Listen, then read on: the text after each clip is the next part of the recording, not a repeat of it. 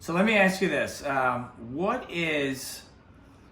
advice do you have? Right, a young guy or girl gets out of school. Right, most people are going to go get their degree, and they want to make that jump. Right, like you said, you have to go put some money in the bank to make that jump.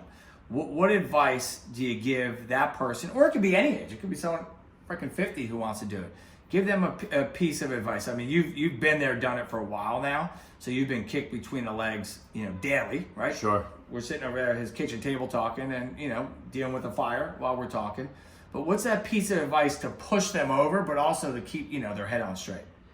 I think that the number one takeaway from basically doing startups since I was 20 years old is you don't even know what you don't know when you first start out.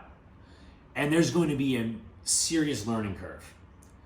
And if you don't have a way to pay the bills in the meantime, and I don't care if it's flipping burgers, but if you are stressed out about keeping the lights on, then you're going to be stressed out about everything else. I agree. So the concept of runway is real on a personal level, because if it takes you a year, like it did me, to figure this out before I even had something that I could sell, I mean, that's 12 months of paying the bills. Yep. So I don't know if that makes sense, but No, it does, because you see it, and I get it, and I follow a lot of these people that'll say, quit your job, live in a shoebox, grab your camera. I'd say quit your job after you've burnt the midnight oil, and you're finally like, you know what? All my assumptions are checking off. Or I proved some assumptions wrong, but I did it while collecting a salary from someone else. So short and sweet, you can't you have to have money to be able to. And it's not much, or just a means, pull this shit off.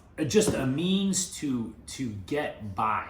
Because if you're stressed about getting by, then you're too stressed to start something potentially successful.